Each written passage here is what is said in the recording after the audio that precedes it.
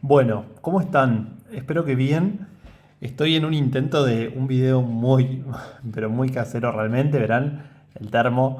Acá tengo una lámpara que nada, que rescaté de mi casa. Así que bueno, me hice como un set de grabación, pero porque, sobre todo para la comisión 3, pero bueno, por supuesto, lo vamos a dejar abierto el video para que lo puedan ver todos y todas las que quieran. Nada, en principio la idea era repasar algún concepto que teníamos que cerrar de la última clase y darles como un puntapié para que puedan avanzar ustedes, porque habíamos perdido una clase que yo no pude dar un lunes y bueno, nos interfirió un feriado esta semana, así que bueno, mi idea era poder repasar lo que veníamos trabajando de mecánica cardíaca para darle un cierre a eso y para darles el puntapié para que ustedes avancen con unos temitas más. Así que bueno, les pido perdón por lo casero que va a ser este video, pero espero que les sirva como para organizarse, para no perder continuidad con la materia en estos 15 días que no tuvimos clase. Y bueno, por supuesto que sirva como disparador si llega a haber dudas, nada, para que pregunten por los foros o por el Instagram o por donde quieran, o aunque sea las anoten para charlarles en clase. ¿Sí?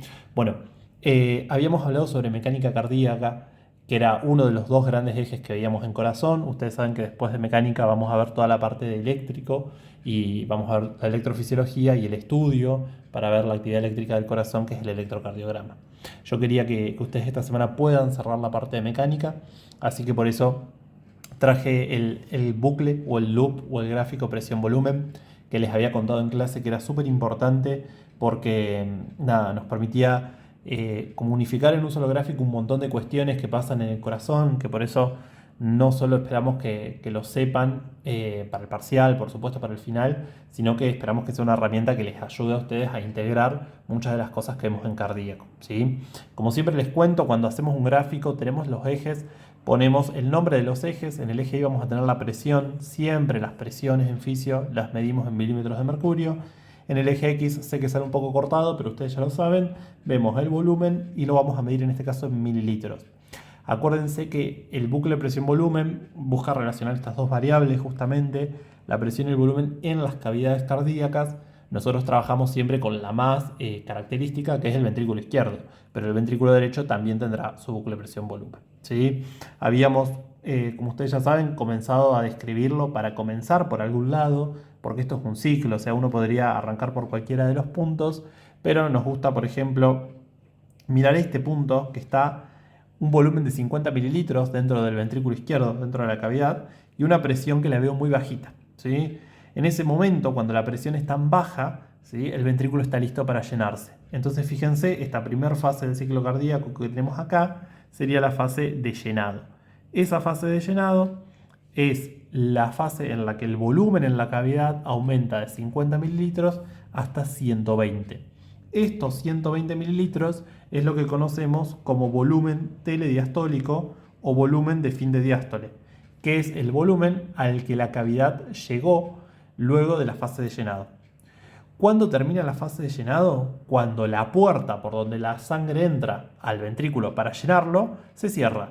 Por eso mirá, acá se te abrió la puerta, podés empezar a entrar, acá la puerta se cerró, no entra más sangre. Entonces ahí termina la fase de llenado. ¿Quién es esa puerta? Bueno, esa puerta en este caso es la válvula aurículo-ventricular, que si estamos hablando del ventrículo izquierdo, sabemos que es la válvula mitral. Entonces, este punto responde a la apertura de la válvula mitral, este responde al cierre de la válvula mitral. Siempre venimos recordando que cuando una válvula se cierra hace ruido, entonces este punto es el primer ruido cardíaco. El primer ruido cardíaco me dice el ventrículo ya se llenó. A partir de ahora, si está lleno, ¿qué va a empezar a hacer? Va a empezar a contraerse. Entonces, este punto me está marcando el inicio de la sístole, el primer ruido cardíaco. Comienza a contraerse el ventrículo. Una vez que comienza a contraerse, yo lo voy a ver porque de este punto la presión va a empezar a subir. Fíjense cómo nos estamos yendo cada vez hacia mayor presión. Ya cuando aumenta la presión, el ventrículo eyecta sangre. Bueno, todavía no, porque el ventrículo tiene que ganar una presión suficiente para, aunque sea, abrir la válvula aórtica y ganarle a la presión aórtica, que va a ser en este caso la presión arterial. ¿Sí? Entonces vamos a tener toda una fase donde el ventrículo se va a ir contrayendo, pero todavía no va a sacar sangre. Entonces la misma cantidad de sangre que tenía cuando terminó de llenarse, 120, el volumen de fin de diástole, va a seguir manteniéndose durante toda esta fase. Por eso, esta fase se llama contracción isovolumétrica, ¿sí? La contracción isovolumétrica es la fase en la que el ventrículo aumenta la presión sin variar el volumen. ¿Y hasta cuándo va a estar esta fase? Hasta que logre juntar la presión suficiente para poder vencer la presión que hay en la arteria aorta. ¿Cuál es la presión mínima que tiene la aorta? Bueno, en condiciones normales habíamos hablado de presiones de 120, 80. Entonces, ni bien el ventrículo pase los 80 de presión, se va a abrir la válvula aórtica. Volvemos a un punto donde la válvula está abierta. Acuérdense que una válvula sana no debería hacer ruido cuando se abre. Entonces, ahí no hay ningún ruido. Cambiamos de fase, el ventrículo se va a seguir contrayendo para poder como exprimir toda esa cantidad de sangre que tiene adentro y liberarla hacia la aorta, seguirle ganando en presión.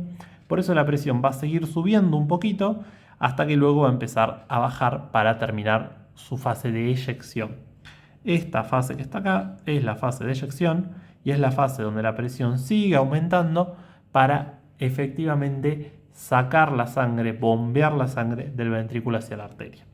¿Cuándo termina esta fase? Cuando nuevamente la puerta que permitía ese movimiento de sangre se cierra. Dijimos que si las válvulas se cierran, hacen ruido y este es el segundo ruido cardíaco, que en este caso corresponde al cierre de la válvula aórtica. Una vez que la válvula aórtica se cerró, no puede haber más eyección, la sangre no tiene para dónde más salir, entonces el ventrículo a partir de ahí termina su contracción. ¿Se vació completamente el ventrículo? No, fíjate dónde estás. Estás en 50 mililitros. Ese volumen es el volumen que te quedó. Es el volumen que por más de que vos ya pasaste la contracción, sigue quedando adentro del ventrículo. Como si fuese lo que sobra, el residuo. Bueno, ese es el volumen residual, ¿sí? Entonces, ese volumen residual es el que termina quedando dentro del ventrículo al finalizar la sístole. Y a partir de ahí el ventrículo se va a comenzar a relajar para poder empezar un nuevo ciclo cardíaco. ¿Qué fase viene ahora? La que desciende la presión sin bajar el volumen. Entonces esa fase es la fase de relajación isovolumétrica. De vuelta, se relaja, la presión entonces disminuye, a diferencia de la contracción donde la presión subía. Isovolumétrico, ¿qué quería decir? Sin cambiar el volumen. Acá estoy clavado en 120 y acá estoy clavado en 50 mililitros. ¿Por qué no cambia el volumen? Porque las dos válvulas, tanto la que tengo de la comunicación con la aurícula, la válvula mitral, como la que tengo de la comunicación con la arteria, la válvula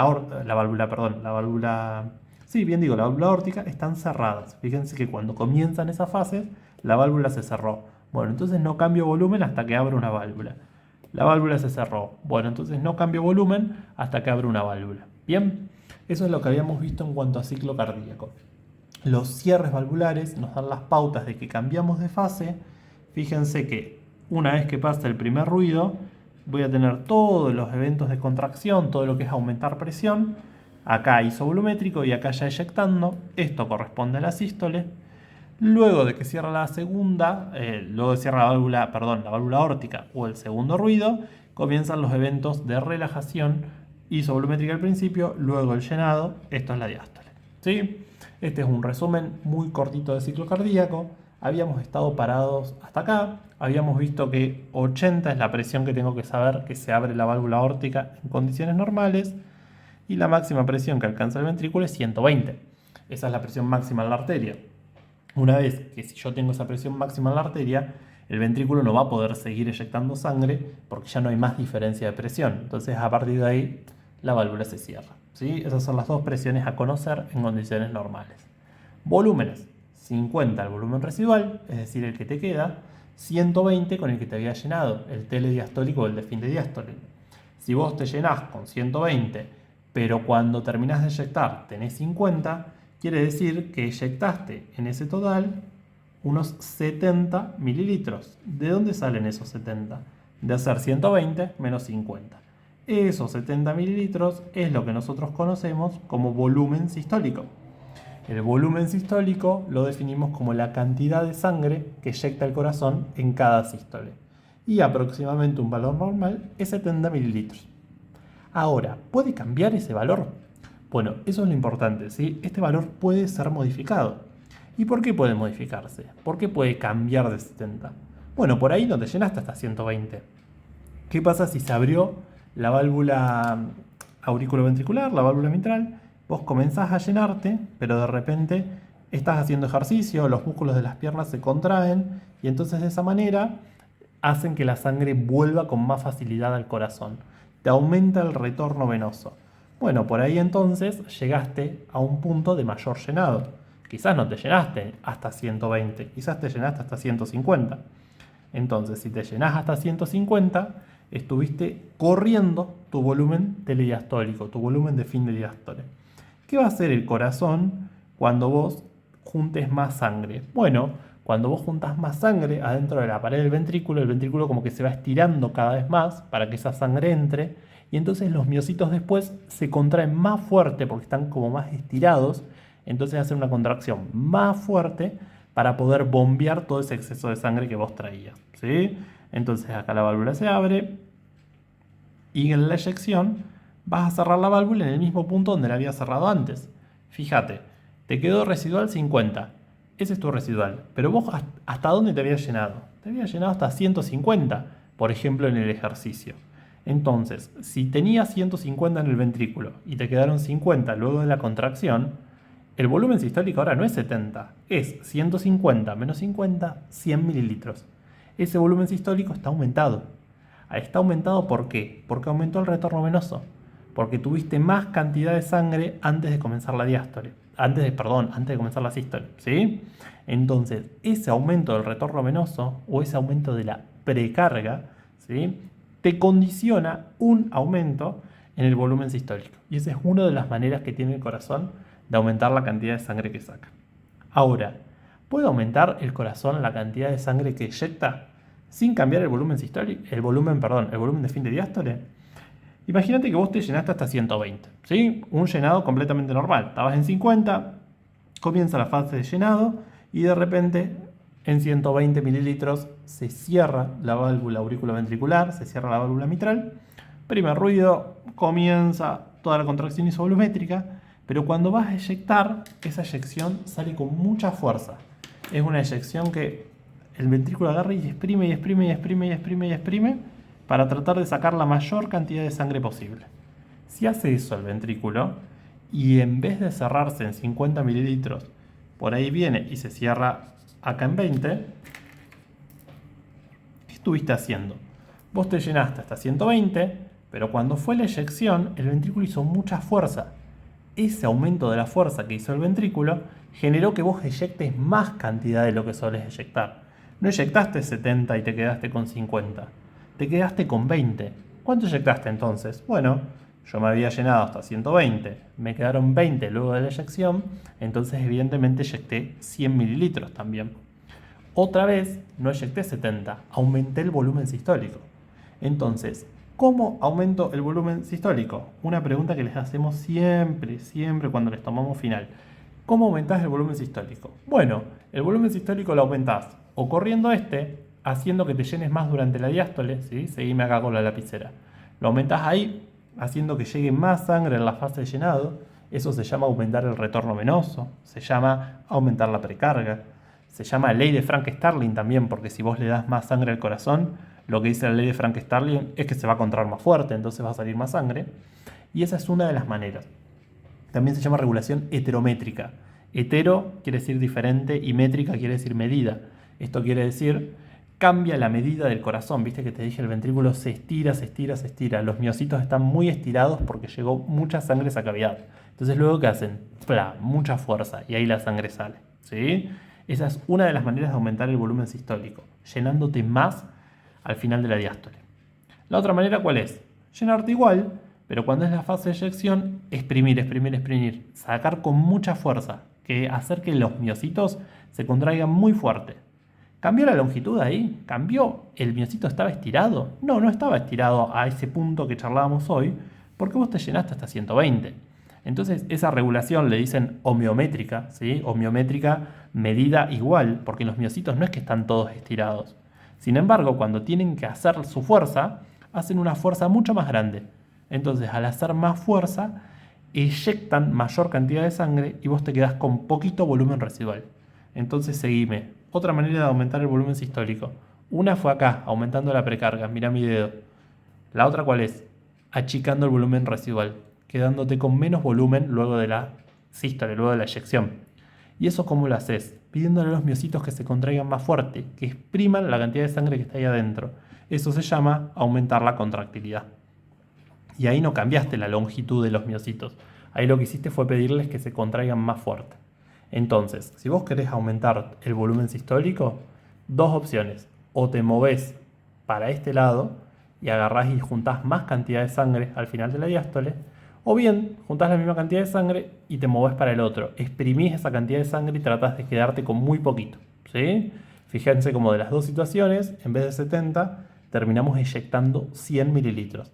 Ya sea porque haya aumentado la precarga, ley de Frank-Starling, aumento del retorno venoso, regulación heterométrica, todos conceptos que hablan de lo mismo, o bien porque aumenté la contractilidad, porque le pedí a los miocitos que se contraigan más fuerte, sin estirarlos más, es decir, homeométricamente, pero yo le pido que se contraigan más fuerte, y cuando digo yo le pido, claramente no soy yo no puedo controlar qué fuerza hacen los miocitos, pero eso sí lo puede controlar el sistema nervioso autónomo.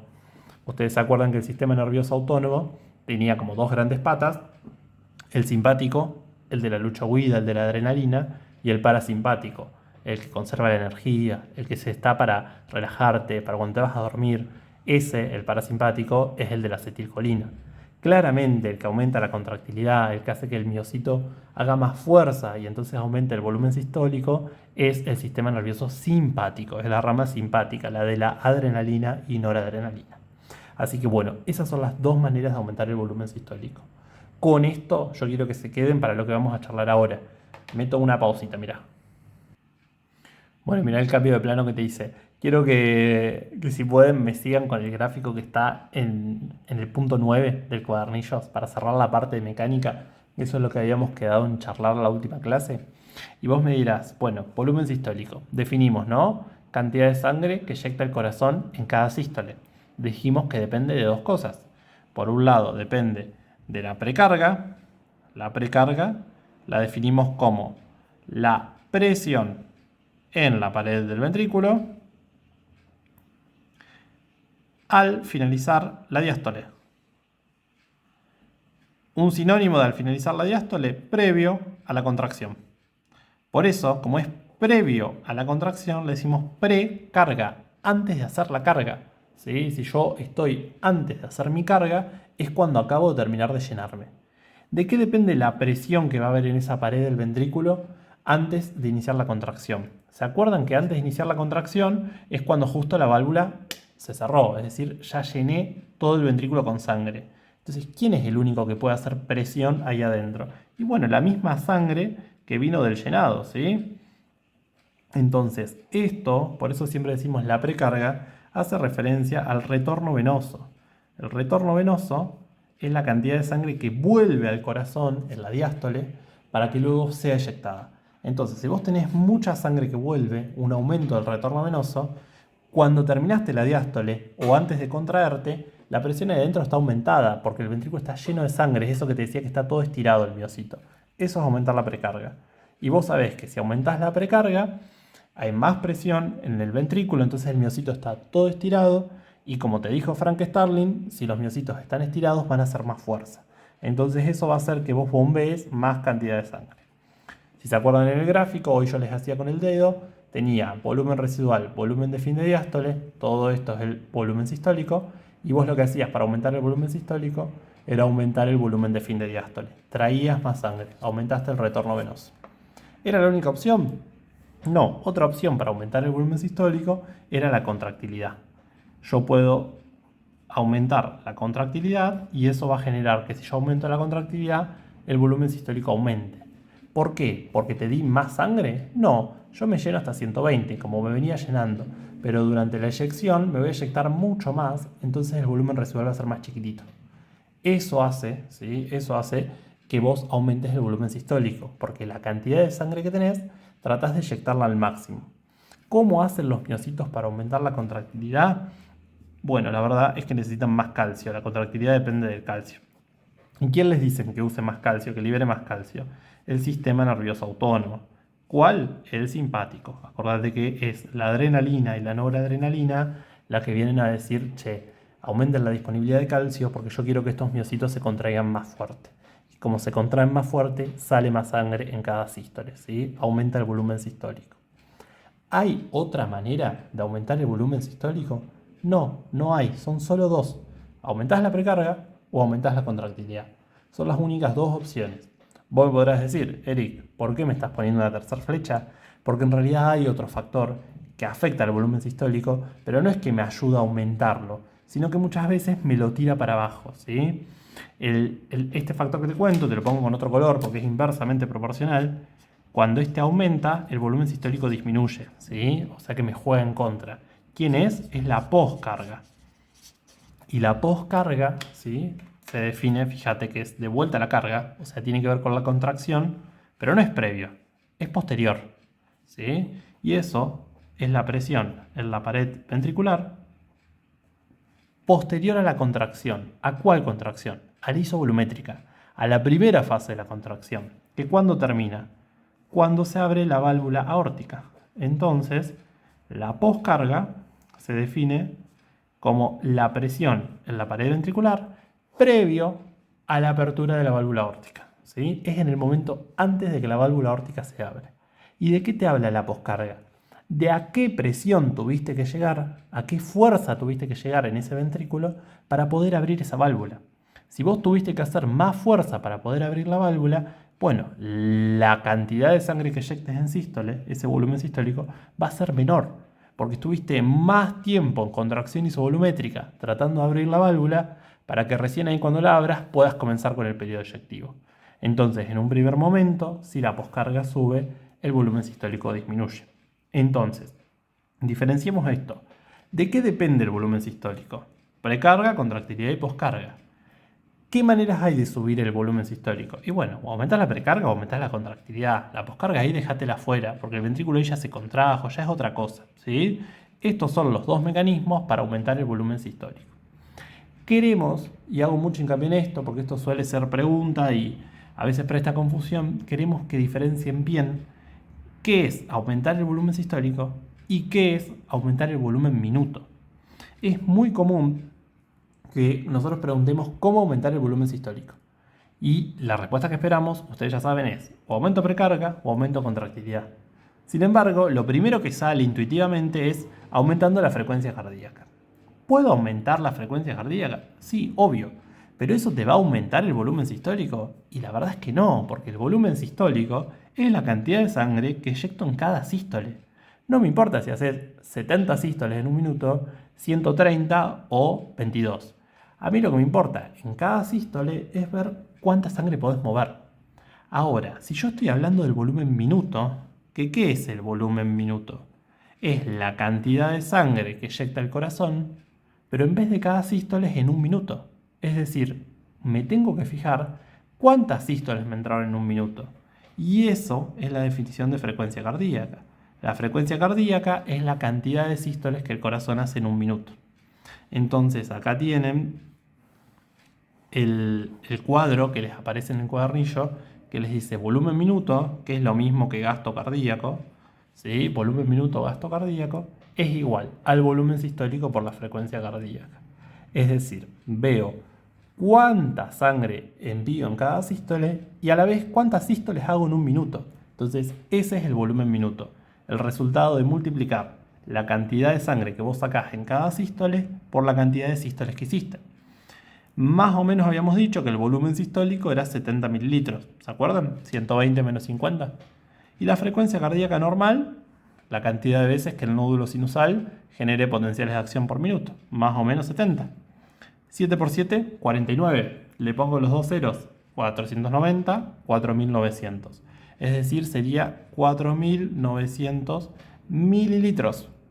Que es lo mismo que decir, si esto es mili, 1, 2, 3, 4,9 litros. Por eso van a ver que nosotros muchas veces decimos que el volumen minuto es 5 litros por minuto, porque 4,9, 5 litros por minuto, casi lo mismo. Ay, me quedó chiquito el minuto. Pero 5 litros por minuto, ¿sí? Ese es el volumen minuto normal. Si a vos te preguntan cómo hacer para aumentar el volumen minuto, ¿qué vas a decir? Y bueno, que el volumen minuto ahí sí puede ser aumentando la frecuencia cardíaca. Si yo aumento la frecuencia cardíaca, aumento el volumen minuto.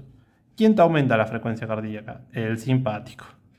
La adrenalina con la noradrenalina. ¿Sí? Ahora, ¿es la única manera de aumentar el volumen minuto? Aumentando la frecuencia cardíaca. Y no. También puede pasar que sea aumentando el volumen sistólico. ¿Quién ha aumentado el volumen sistólico? Precarga y contractilidad. La frecuencia cardíaca, ¿alguien la puede disminuir? Sí, mira, te lo pongo con otro color como hicimos hoy. ¿Quién te lo baja? El parasimpático, el de la acetilcolina. ¿Sí? El parasimpático te disminuye la frecuencia cardíaca y al disminuir la frecuencia cardíaca te baja el volumen minuto. ¿Estamos bien? Esas son entonces las maneras de controlar el gasto cardíaco o el volumen minuto que ronda los 5 litros por minuto. Dos componentes, o volumen sistólico o frecuencia cardíaca. Fíjense que son directamente proporcionales. Si cualquiera de los dos aumenta, el volumen minuto aumenta. Si cualquiera de los dos disminuye, el volumen minuto disminuye. Espero que les haya servido toda esta parte. Vamos a ver una cosita más y terminamos. Bueno, mientras cambiaba mi set de filmación se me cayó un poco la lámpara, así que está menos iluminado esto. Pero el dibujo lo conocen, se los hago todas las clases hace creo que semanas. Es el corazón con sus 4 cavidades, fíjense, las 2 aurículas, ventrículo derecho, ventrículo izquierdo que siempre les marco, que tiene una pared muscular mucho más gruesa, y eso es porque va a hacer más presiones, y esto es porque el ventrículo izquierdo bombea hacia la arteria aorta, que la arteria aorta va a enviar sangre hacia todo el cuerpo. Entonces, mira cómo se me fue de plano. Entonces, la aorta, ¿sí?, tiene que bombear sangre hacia todo el tiene que llevar sangre, perdón, hacia todo el cuerpo, entonces necesita mucha más presión. El ventrículo derecho que sale para la pulmonar, ¿sí?, los pulmones le queda ahí al lado, no tiene que hacer mucha presión. Entonces, de esa manera no va a hacer falta que él haga mucha fuerza, el ventrículo derecho. En cambio, el ventrículo izquierdo está lleno de miocitos para poder ejercer las presiones que necesita la circulación que va a hacer todas las ramas de la aorta.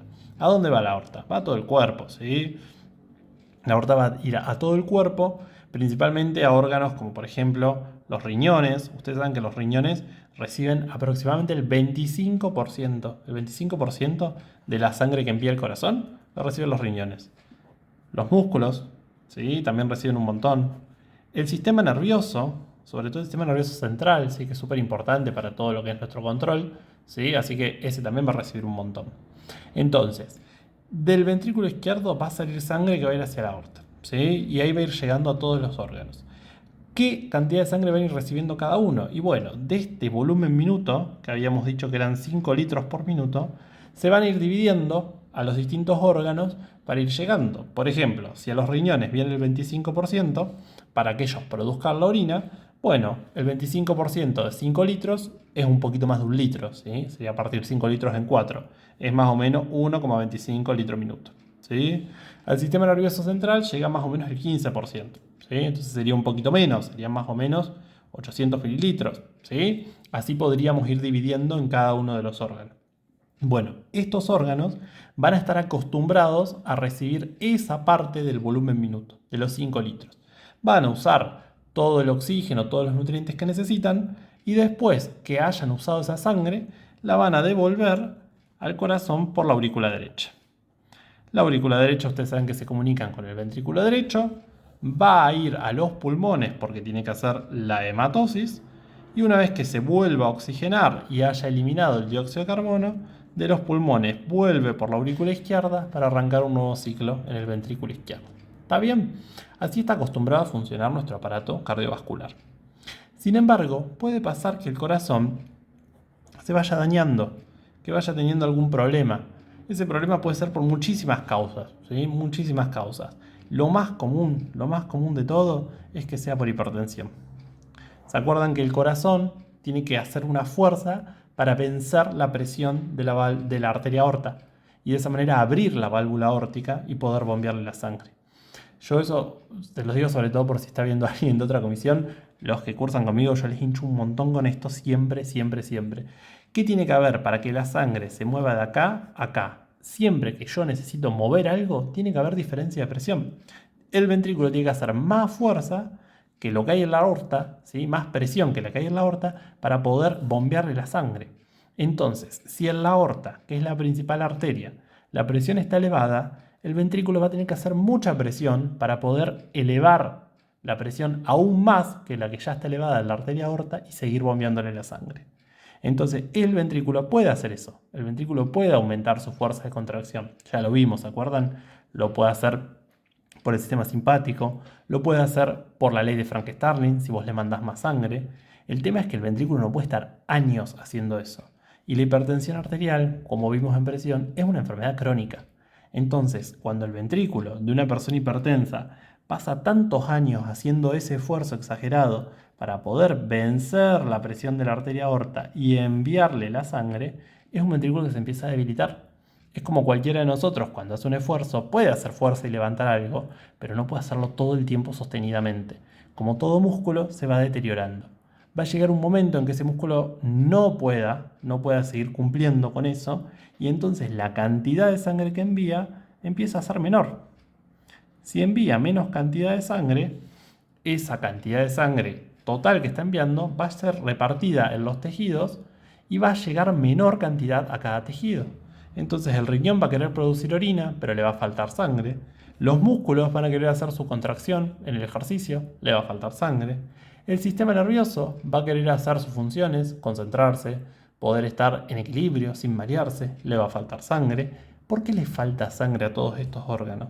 Porque el ventrículo no está pudiendo bombearla, porque ya no puede hacer tanta fuerza como antes, ¿sí? No todas las insuficiencias cardíacas son por hipertensión. Hay algunas que son, por ejemplo, por la consecuencia de alguna isquemia cardíaca, que se acuerdan que habíamos visto, que la isquemia cardíaca es cuando se altera el flujo en las coronarias, generalmente por placas de ateroma. Otras pueden ser insuficiencias cardíacas por Chagas. Es común en la infección por Chagas que las personas desarrollen insuficiencia cardíaca. Pueden ser, por ejemplo, para ponerles otro ejemplo un poco más, menos frecuente, pero para que no sea todo tan asociado a personas de la mayoría de edad, puede ser congénita, o sea, puede haber niños que tengan insuficiencia cardíaca, ¿sí? Bueno, y así puede haber muchas más, etcétera, etcétera, etcétera. No es la idea problematizar sobre insuficiencia cardíaca, eso lo van a ver más adelante en la carrera cuando estudien la parte de patología, pero sí nos sirve a nosotros entender la insuficiencia cardíaca para poder pensar todo el correlato fisiológico que hay acá, ¿sí? Queremos que empiecen a pensar qué va a pasar con cada uno de estos órganos si no recibe la cantidad de sangre necesaria. ¿Por qué es esto de que el ventrículo no puede bombear esa cantidad de sangre? Es decir, que hace insuficientemente su función, por eso hablamos de insuficiencia cardíaca. Queremos que puedan pensar que si este ventrículo no está bombeando buena cantidad de sangre, ¿de qué manera yo le puedo pedir al ventrículo que haga más fuerza? Y si el ventrículo no puede hacer fuerza y la sangre no se bombea, ¿a dónde queda esa sangre? Al principio va a aumentar el volumen residual, pero si aumenta cada vez más el volumen residual, a la sangre le va a costar llegar de la aurícula izquierda al ventrículo. Y si le cuesta llegar de la aurícula izquierda, a las venas que están llegando a la aurícula izquierda, que son las pulmonares, le va a costar entrar sangre. ¿Por dónde va a quedar acumulada esa sangre? ¿De dónde vienen las venas pulmonares? De los pulmones. Entonces en los pulmones empieza a aumentar la presión porque te quedó sangre retenida ahí que todavía le está costando volver al corazón porque está trabada acá. El ventrículo izquierdo no saca la misma cantidad de sangre que sacaba antes. Está insuficiente, ¿sí? Entonces si está insuficiente y él no bombea sangre, todo se te empieza a atascar para atrás. Eso se llama retrógrado, ¿sí? Entonces cuando el ventrículo izquierdo falla, como consecuencia retrógrada, te queda alta la presión en los pulmones. Pero como anterógrado, es decir, lo que va hacia anterior, lo que va hacia adelante, no está saliendo tanta sangre a la aorta. Entonces las consecuencias se ven en estos órganos que tenían que recibir el aporte, ¿sí? Eso es lo que pasa en una insuficiencia cardíaca izquierda. Puede pasar también, más raro, pero puede pasar, que el que no ande es el ventrículo derecho. Entonces, si el ventrículo derecho no anda, llega poca sangre a los pulmones, la hematosis va a estar interferida, ¿sí? Eso sería lo anterógrado, lo que va hacia anterior del ventrículo derecho, la circulación pulmonar. Pero si el ventrículo derecho no te bombea la sangre, cuesta que la aurícula derecha le baje, entonces cuesta que las venas cavas logren desembocar sangre en la aurícula derecha. Entonces te va a quedar aumento de la presión en la vena cava superior. Me dirán ustedes qué vena de la vena cava superior va a aparecer muy notoria cuando uno ve a una persona con insuficiencia cardíaca, muy notoria de la circulación de la vena cava superior. ¿Y qué va a pasar cuando la vena cava inferior no esté pudiendo devolver la sangre? ¿Dónde va a estar este aumento de presión? ¿Dónde creen que lo van a poder ver? ¿Lo verán en la mitad del cuerpo? ¿Lo verán un poquito más abajo, donde la sangre pueda llegar a decantar por gravedad? Bueno, otra cosa para ir pensando, ¿sí? Eso serían las consecuencias retrógradas de la insuficiencia cardíaca. De todo esto, tienen una clase subida al aula web, que se las grabé yo, donde explicamos un poquito todo esto y tienen la explicación del cuadernillo introductorio a la clase. Lo que yo quiero que ustedes hagan es que puedan cerrar la parte de mecánica cardíaca e integrarlo con esto que es una situación problema de insuficiencia cardíaca, que van a ver un montón de ustedes en su práctica, ¿sí? Voy a dejar el teléfono quieto, perdón. Que van a ver un montón de personas, lamentablemente, con insuficiencia cardíaca, ustedes, cuando sean profesionales, y entonces nos parece súper importante que la puedan empezar a pensar desde ahora, desde fisio, porque siempre les enfatizamos lo mismo. Si lo fisiológico, la función normal, se altera, empiezan a aparecer las patologías. Entonces, este es un ejemplo claro, conciso, sobre uno de los temas más importantes de la cursada por la formación que ustedes están llevando en la Tecnicatura en Prácticas Cardiológicas, y queremos que puedan empezar a pensar un poquito más allá de la fisiología usando esto como ejemplo. Entonces, traten de, siguiendo las ideas que les pregunta el cuadernillo y los problemas que les van planteando en el cuadernillo, de ir respondiendo las preguntas, pensando en esto, habiendo visto la clase. Así el lunes que viene, en clase, cuando nos encontramos presencialmente, podemos charlar un poquito sobre esto y de esa manera ya dar comienzo a la parte de la actividad eléctrica del corazón y de la electrofisiología. Les vuelvo a recordar que el miércoles a las 6 de la tarde, en el aula 2 del pabellón San Martín, ya damos electrofisiología con la comisión 4, así que en caso de que quieran sumarse a esa clase, están más que bienvenidos, bienvenidas, y si no, nos vemos el lunes. Espero que les haya servido. Este video va a quedar subido al aula por si les sirve para repasar, y bueno, que los haya arrimado un poquito más la materia, así no quedábamos tanto tiempo sin clases. Y bueno, disculpen la humildad de este video, pero bueno, la intención era un poquito que sirva para repasar y para terminar de cerrar algunos conceptos. Así que bueno, espero haberlo logrado. Me consultan cualquier cosa por el foro o en clases, y si hay alguien de otra comisión que lo esté viendo y tiene alguna duda, por supuesto que nos escriben también y la charlamos, que esto es un material que puede servir para todos y todas. Así que bueno, les dejo un abrazo y espero que les haya servido. Chau, chau.